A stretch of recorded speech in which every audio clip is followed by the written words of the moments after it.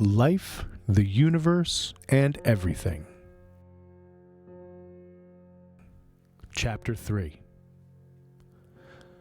It was a charming and delightful day at Lord's as Ford and Arthur tumbled haphazardly out of a space-time anomaly and hit the immaculate turf rather hard. The applause of the crowd was tremendous. It wasn't for them, but instinctively they bowed anyway, which was fortunate because the small, red, heavy ball, which the crowd actually had been applauding, whistled mere millimeters over Arthur's head.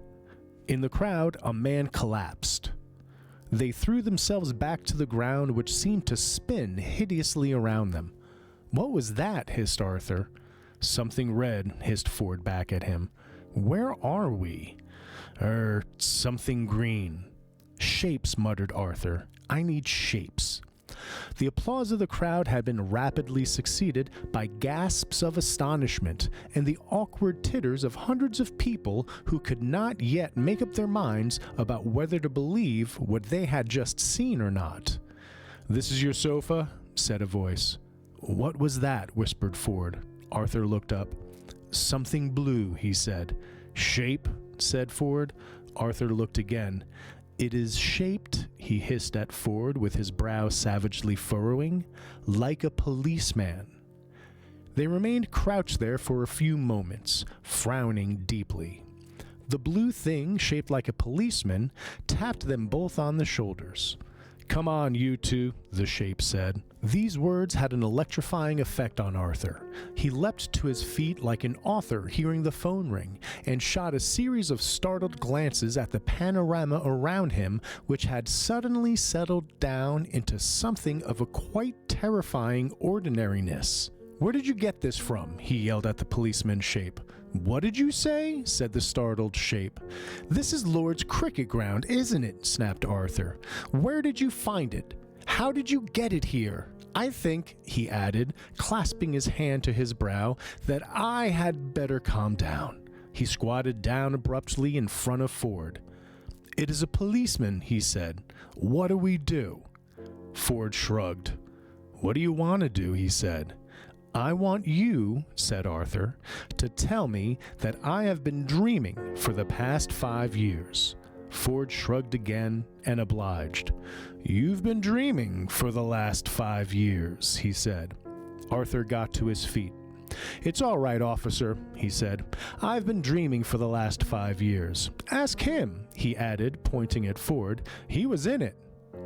Having said this, he sauntered off towards the edge of the pitch, brushing down his dressing gown. He then noticed his dressing gown and stopped. He stared at it. He flung himself at the policeman. "So where did I get these clothes from?" he howled. He collapsed and lay twitching in the grass. Ford shook his head. "He's had a bad 2 million years," he said to the policeman, and together they heaved Arthur onto the sofa and carried him off the pitch, and were only briefly hampered by the sudden disappearance of the sofa on the way. Reaction to all this from the crowd were many and various. Most of them couldn't cope with watching it and listened to it on the radio instead. "Well, this is an interesting incident, Brian," said one radio commentator to another. "I don't think there have been any mysterious materializations on the pitch since, I don't think there have been any, have there? That I recall. Eggbast in 1932? Now, what happened then?" "Well, Peter, I think it was center-facing Wilcox coming up to bowl from the pavilion end when a spectator suddenly ran straight across the pitch." There was a pause while the commentator considered this. "Yes," he said, "yes. There's nothing actually very mysterious about that, is there? He didn't actually materialize, did he? He just ran on." "No, that's true, but he did claim to have seen something materialize on the pitch." "Did he?" "Yes, an alligator, I think, of some description." "And had anyone else noticed it?" "Apparently not. And no one else was able to get a very detailed description from him, so only the most perfunctory search was made." "And what happened to the man?" "I think someone offered to take him off and give him some lunch, but he explained that he'd already had a rather good one, so the matter was dropped and Warwickshire went on to win by 3 wickets. So Not very like this current instance. For those of you who've just tuned in, you may be interested to know that two rather scruffily attired men, and indeed a sofa, a Chesterfield, I think. Yes, a Chesterfield. Have materialized here in the middle of Lord's cricket ground. But I don't think they meant any harm. They've been very good-natured about it, and... Sorry, can I interrupt you for a moment, Peter, and say that the sofa has just vanished? So it has. Well, that's one mystery less. Still, it's definitely one for the record books, I think. Particularly occurring at this dramatic moment in play, England now needing only 24 runs to win the series. The men are leaving the pitch in the company of a police officer, and I think everyone's settling down now, and play is about to resume. "Now, sir," said the policeman, after they had made a passage through the curious crowd and laid Arthur's peacefully inert body on a blanket, "perhaps you'd care to tell me who you are, where you come from, and what that little scene was all about." Ford looked at the ground for a moment as if steadying himself for something. Then he straightened up and aimed a look at the policeman, which hit him with a full force of every inch of the 600 light-years distance between Earth and Ford's now home near Beetlejuice.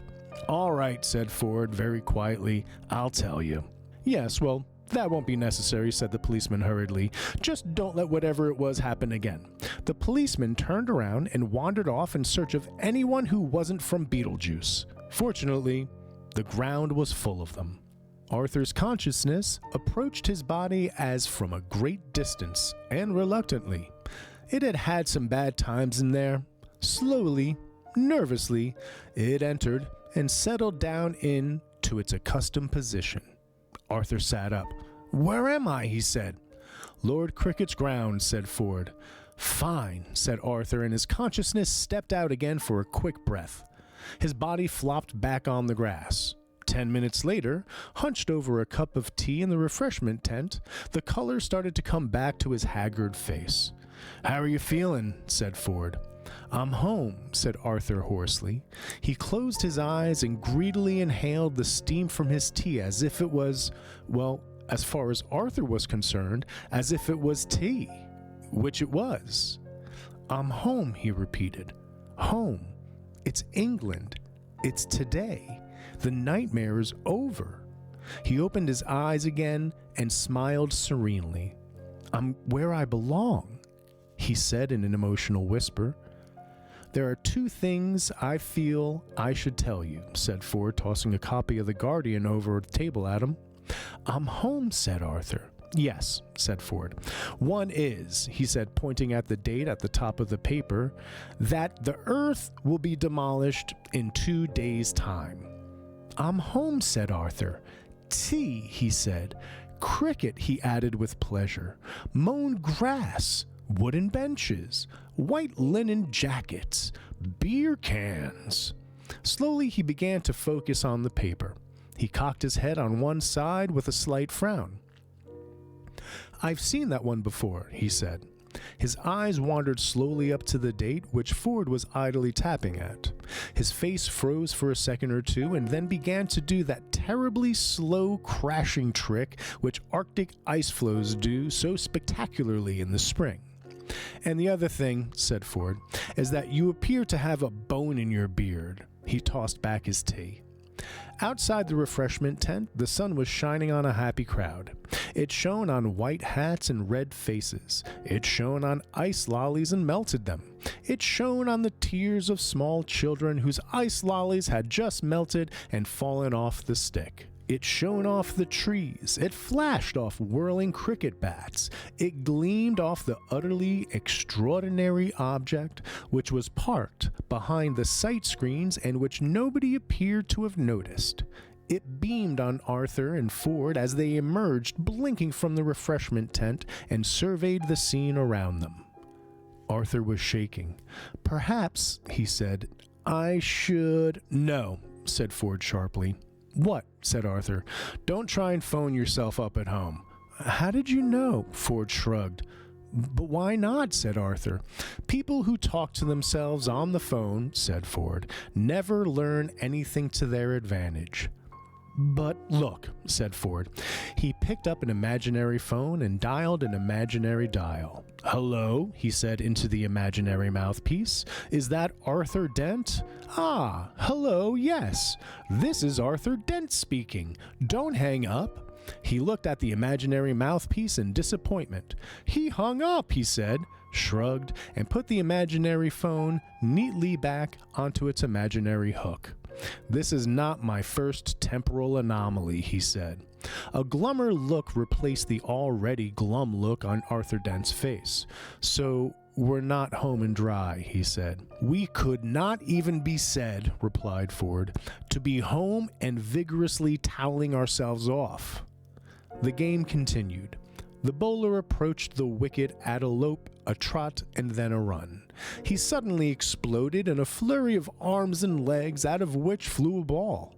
The batsman swung and thwacked it behind him over the sight screens.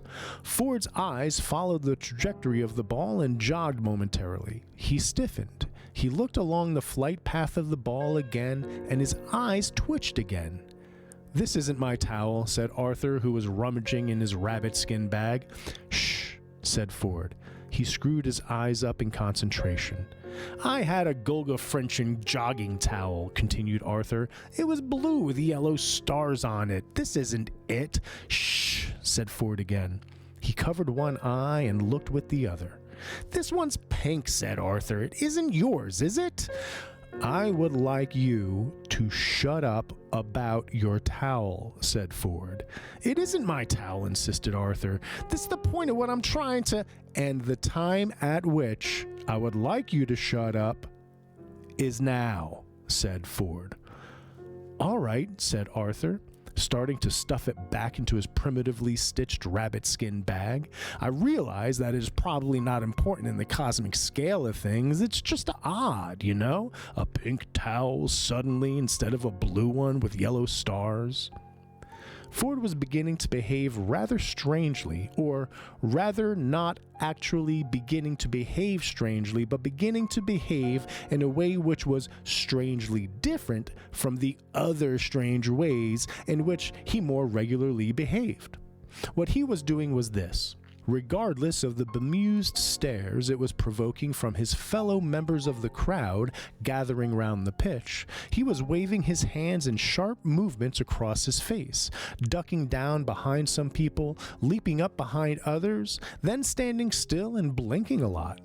After a moment or two of this, he started to stalk forward slowly and stealthily, wearing a puzzled frown of concentration, like a leopard that's not sure whether it's just seen a half-empty tin of cat food half a mile away across a hot and dusty plain. "This isn't my bag either," said Arthur suddenly. Ford's spell of concentration was broken. He turned angrily on Arthur. "I wasn't talking about my towel," said Arthur. "We've established that that isn't mine. It's just that the bag into which I was putting the towel, which is not mine, is also not mine, though it is extraordinarily similar. Now, personally, I think that it is extremely odd, especially as the bag was one I made myself on prehistoric Earth. These are also not my stones," he added, pulling a few flat gray stones out of the bag. "I was making a collection of interesting stones, and these are clearly very dull ones." A roar of excitement thrilled through the crowd and obliterated whatever it was Ford said in reply to this piece of information. The cricket ball which had excited this reaction fell out of the sky and dropped neatly into Arthur's mysterious rabbit skin bag. "Now I would say that that was also a very curious event," said Arthur, rapidly closing the bag and pretending to look for the ball on the ground. "I don't think it's here," he said to the small boys who immediately clustered around him to join in the search. "It probably rolled off somewhere. Over there, I expect." He pointed vaguely in the direction in which he wished they would push off. One of the boys looked at him quizzically. "You all right?" said the boy. "No," said Arthur. "Then why you got a bone in your beard?" said the boy. "I'm training it to like being wherever it's put." Arthur prided himself on saying this. It was, he thought, exactly the sort of thing which would entertain and stimulate young minds. "Oh," said the small boy, putting his head to one side and thinking about it. "What's your name?" "Dent," said Arthur. "Arthur Dent." "You're a jerk, Dent," said the boy. "A complete asshole." The boy looked past him at someone else to show that he wasn't in any particular hurry to run away, and then wandered off scratching his nose. Suddenly, Arthur remembered that the earth was going to be demolished again in 2 days' time, and just this once didn't feel too bad about it. Play resumed with a new ball. The sun continued to shine, and Ford continued to jump up and down, shaking his head and blinking. "Something's on your mind, isn't it?" said Arthur. "I think," said Ford in a tone of voice which Arthur by now recognized as one which presaged something utterly unintelligible, "that there's an SEP over there." He pointed. Curiously enough, the direction he pointed in was not the one in which he was looking. Arthur looked in the one direction, which was towards the sight screens, and in the other, which was at the field of play. He nodded. He shrugged. He shrugged again. "A what?" he said. "An SEP. An SEP. And what's that? Someone else's problem." "Oh, good," said Arthur, and relaxed. He had no idea what all that was about, but at least it seemed to be over. It wasn't. "Over there," said Ford, again pointing at the sight screens and looking at the pitch. "Where?" said Arthur. "There," said Ford. "I see," said Arthur, who didn't. "You do?" said Ford. "What?" said Arthur. "Can you see," said Ford patiently, "the SEP? I thought you said that was someone else's problem." "That's right." Arthur nodded slowly, carefully, and with an air of immense stupidity. "And I want to know," said Ford, "if you can see it." "You do?" "Yes." "What," said Arthur, "does it look like?" "Well, how should I know, you fool?" shouted Ford. "If you can see it, you tell me." Arthur experienced that dull throbbing sensation just behind his temples, which was a hallmark of so many of his conversations with Ford. His brain lurked like a frightened puppy in its kennel. Ford took him by the arm. "An SEP," he said, "is something that we can't see or don't see or our brain doesn't let us see because we think that it's somebody else's problem. That's what SEP means, somebody else's problem. The brain just edits it out. It's like a blind spot. If you look at it directly, you won't see it unless you know precisely what it is. Your only hope is to catch it by surprise out of the corner of your eye." "Ah," said Arthur. "Then that's why—" "Yes," said Ford, who knew what Arthur was going to say. "You've been jumping up and yes, down and blinking, yes, and I think you've got the message." "I can see it," said Ford. "It's a spaceship." For a moment, Arthur was stunned by the reaction this revelation provoked. A roar erupted from the crowd, and from every direction, people were running, shouting, yelling, tumbling over each other in a tumult of confusion. He stumbled back in astonishment and glanced fearfully around. Then he glanced around again in even greater astonishment. "Exciting, isn't it?" said an apparition.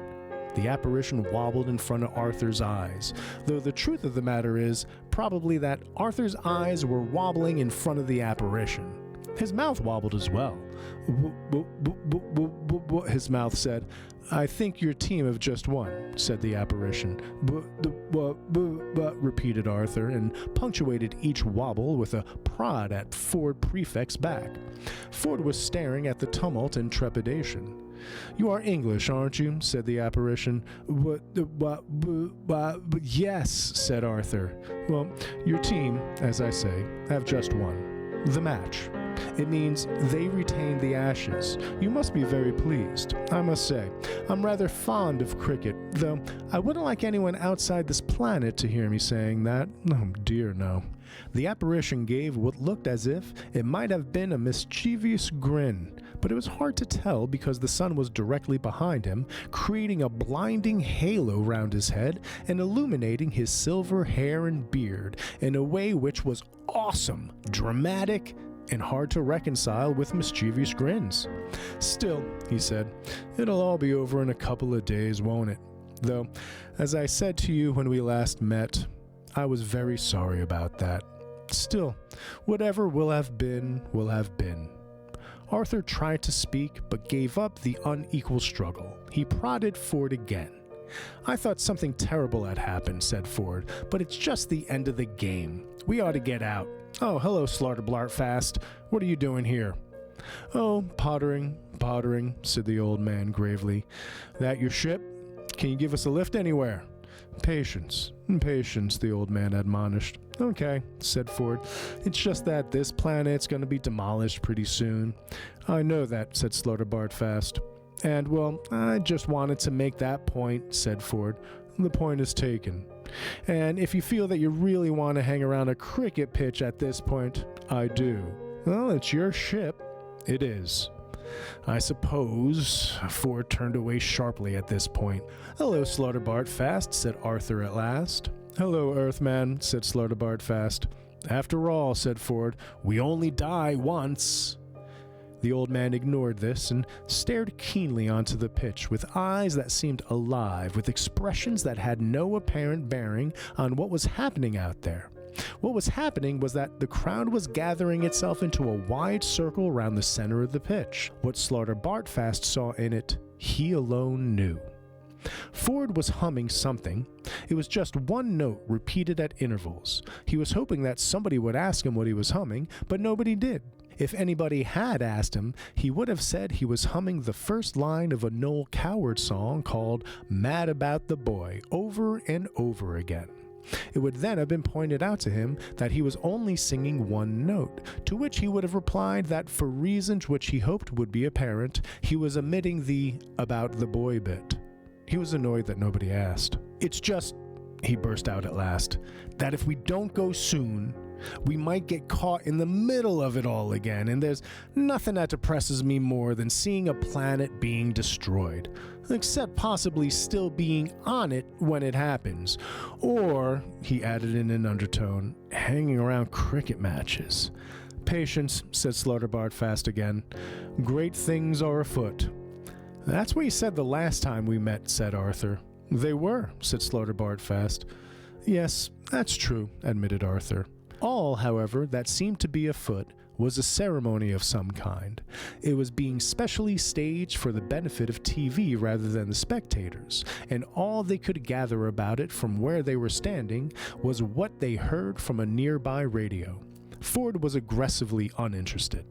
He fretted as he heard it explained that the ashes were about to be presented to the captain of the English team out there on the pitch, fumed when told that this was because they had now won them for the nth time, positively barked with annoyance at the information that the ashes were the remains of a cricket stump, and when, further to this, he was asked to contend with the fact that the cricket stump in question had been burnt in Melbourne, Australia in 1882 to signify the death of English cricket, he rounded on Slartiblartfast, took a deep breath, but didn't have a chance to say anything because the old man wasn't there.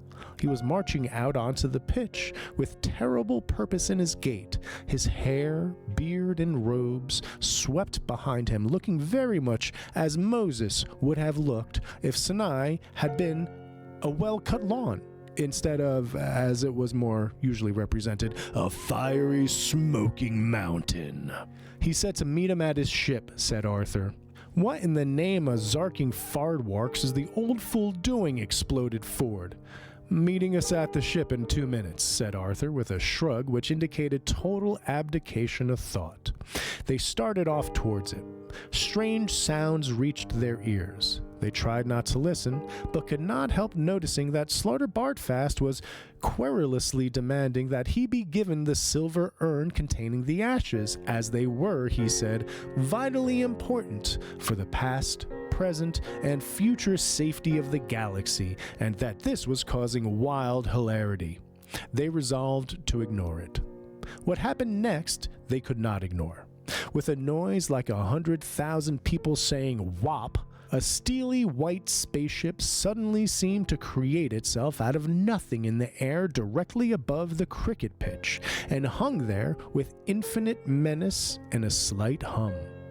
Then, for a while it did nothing, as if it expected everybody to go about their normal business and not mind it was just hanging there. Then it did something quite extraordinary. Or rather, it opened up and let something quite extraordinary come out of it. 11 quite extraordinary things. They were robots. White robots. What was most extraordinary about them was that they appeared to have come dressed for the occasion. Not only were they white, but they carried what appeared to be cricket bats. And not only that, but they also carried what appeared to be cricket balls. And not only that, but they wore white ribbed pads around their lower parts of their legs. These last were extraordinary because they appeared to contain jets, which allowed these curiously civilized robots to fly down from their hovering spaceship and start to kill people, which is what they did. "Hello," said Arthur. "Something seems to be happening." "Get in the ship," shouted Ford. "I don't want to know. I don't want to see. I don't want to hear," he yelled as he ran. "This is not my planet. I didn't choose to be here. I don't want to get involved. Just get me out of here and get me to a party with people I can relate to." Smoke and flame billowed from the pitch. "Well, the supernatural brigade certainly seems to be out in force here today," burbled a radio happily to itself. "What I need," shouted Ford, by way of clarifying his previous remarks, "is a strong drink and a peer group." He continued to run, pausing only for a moment to grab Arthur's arm and drag him along with him. Arthur had adopted his normal crisis role, which was to stand with his mouth hanging open and let it all wash over him. "They're playing cricket," muttered Arthur, stumbling along after Ford.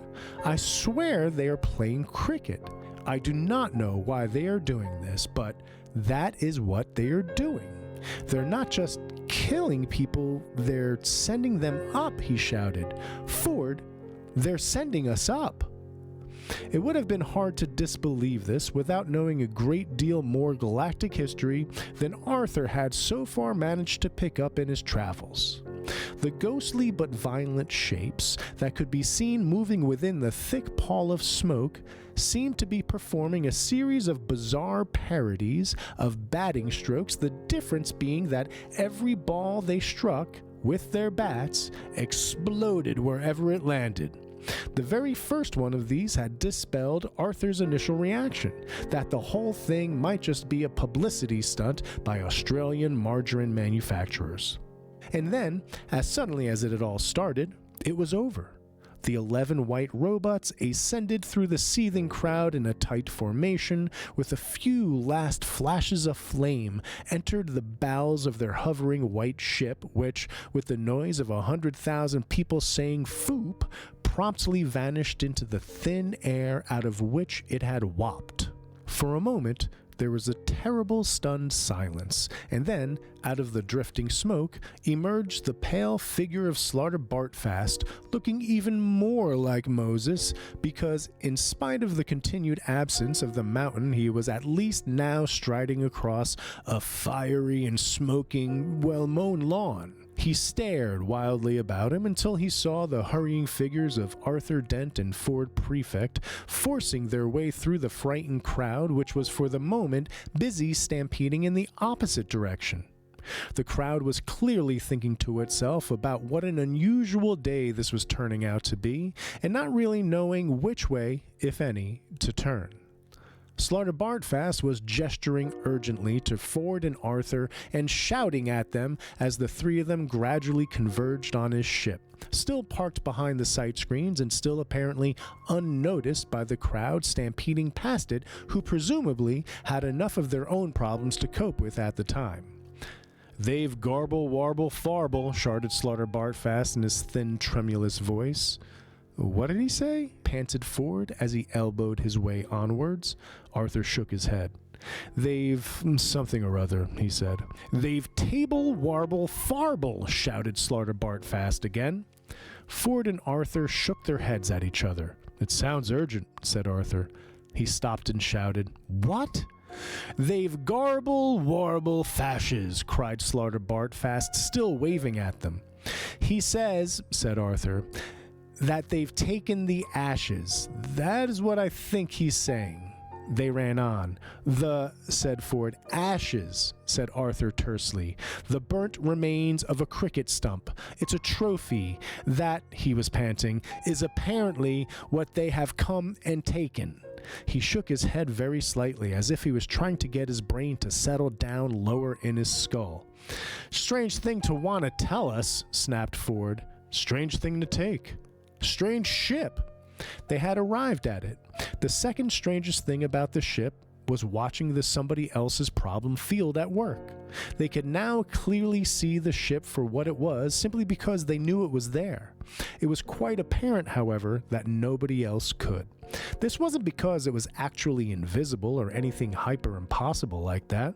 The technology involved in making anything invisible is so infinitely complex that 999,999,999,999 times out of a billion, it is much simpler and more effective just to take the thing away and do without it.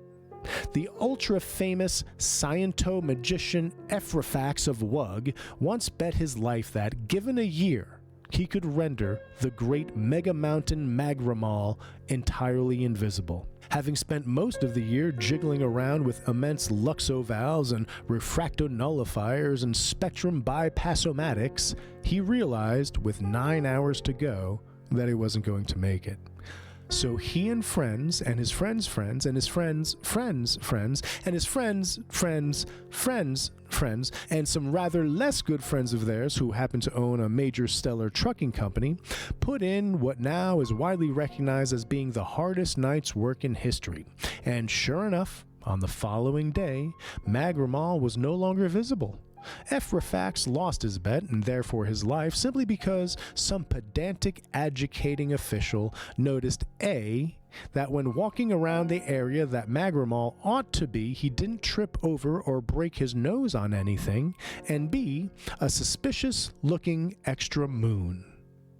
The somebody else's problem field is much simpler and more effective, and what's more, can be run for over 100 years on a single torch battery. This is because it relies on people's natural disposition not to see anything they don't want to, weren't expecting to, or can't explain. If Ephrafax had painted the mountain pink and erected a cheap and simple somebody else's problem field on it, then people would have walked past the mountain, round it, even over it, and simply never have noticed that the thing was there. And this is precisely what was happening with Slaughter Bartfast's ship. It wasn't pink, but if it had been, that would have been the least of its visual problems, and people were simply ignoring it like anything. The most extraordinary thing about it was that it looked only partly like a spaceship, with guidance fins, rocket engines, and escape hatches and so on, and a great deal like a small, upended Italian bistro. Ford and Arthur gazed up at it with wonderment and deeply offended sensibilities. "Yes, I know," said Slaughter Bartfast, hurrying up to them at that point, breathless and agitated, "but there's a reason. Come, we must go. The ancient nightmare has come again. Doom confronts us all. We must leave at once." "I fancy somewhere sunny," said Ford. Ford and Arthur followed Slaughter Bartfast into the ship and were so perplexed by what they saw inside it that they were totally unaware of what happened next outside. A spaceship, yet another one, but this one sleek and silver, descended from the sky onto the pitch quietly without fuss, its long legs unlocking in a smooth ballet of technology. It landed gently. It extended a short ramp. A tall, gray-green figure marched briskly out and approached the small knot of people who were gathered in the center of the pitch tending to the casualties of the recent bizarre massacre. It moved people aside with quiet, understated authority and came at last to a man lying in a desperate pool of blood, clearly now beyond the reach of any earthly medicine, breathing, coughing his last. The figure knelt down quietly beside him. "Arthur Philip Deodat?" asked the figure. The man, with horrified confusion in his eyes, nodded feebly. "You're a no-good dumbo-nothing," whispered the creature. "I thought you should know that before you went."